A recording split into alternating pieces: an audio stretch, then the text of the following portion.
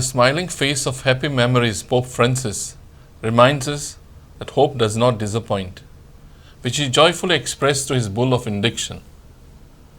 This pastoral year is particularly unique since we are journeying the synodal path along the Jubilee year celebrations with great eagerness and transformed minds.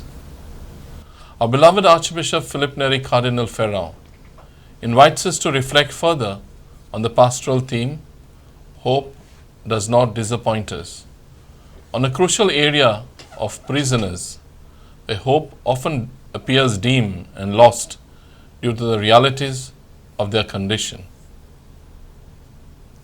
The Last Judgment episode in Matthew chapter 25 clearly reminds us that a joyful visit to a prison can create hope in the lives of prisoners. Although because of the stringent regulations, only some are permitted regularly by the authorities to visit. All of us can express our solidarity through prayerful support to them. In Luke chapter 4, Jesus aptly asserted that his mission was to proclaim freedom for the prisoners.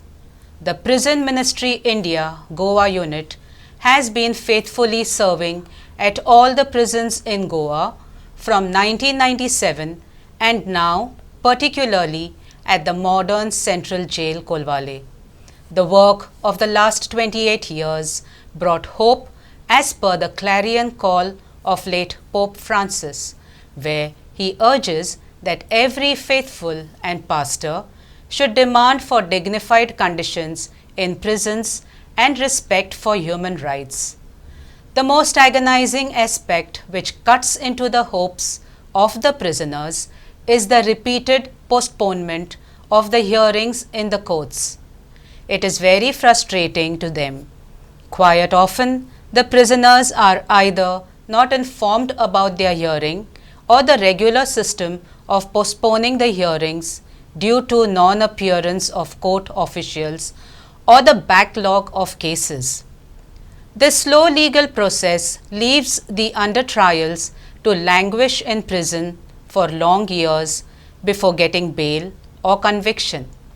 For the last several months, the inmates face a new problem of non-availability of police escorts, wherein only new dates are issued, thereby further delaying their cases. The ones who engage private lawyers have to pay exorbitant legal fees.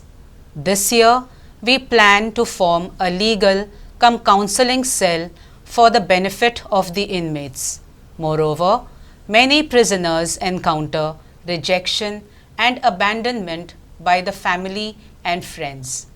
They remain with no hope of reformation as the pain they undergo of rejection from family is excruciating. In Goa, most of the prisoners are one-time offenders, not hardened criminals. It is one mistake, either due to anger, alcohol, property matters, revenge, etc., are the causes which could have been the situation of any of the citizens. We all have to realize that in many ways the society is also responsible for the crime. We have to be sympathetic to the prisoners, as in many cases the circumstances of their lives drove them towards crime. The Prison Ministry India looks at every prisoner as a brother and sister in need of help for a better tomorrow. The regular visits of the PMI volunteers to the prisons are eagerly awaited by the prisoners, as it gives them an opportunity to interact with the outside world. The programs organized for the festivals and days of national importance have the full participation of the prisoners, as they can perform and display their talents.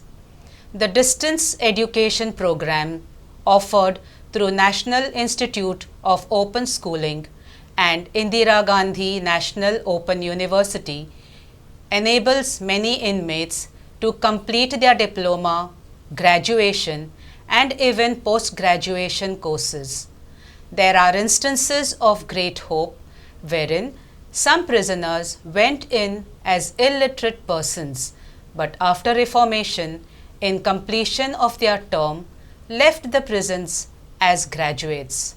Some of them take up classes in Indian classical as well as Western music and instruments.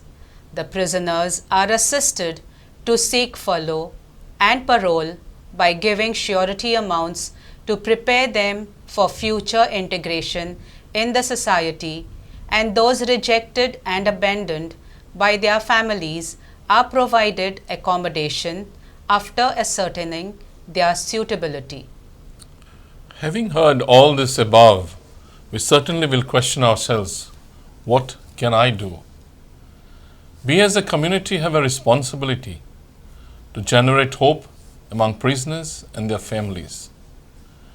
We can create a support system for the families of their prisoners by primarily accepting them, employing the released and reformed prisoners, organizing regular psychological counseling programs to prevent crime and antisocial activities, providing professional, educational, and psychological support, and partnering with legal aid organizations, arranging programs to raise funds for the bail, parole, and furlough. Our lawyers should take up pro bono at least 1 or 2 cases during their practice, assisting prisoners to ensure fair legal representation and pushing for fair prisoners' reforms, and most importantly, to demand from the government rehabilitation policies in order to integrate the released prisoners into society.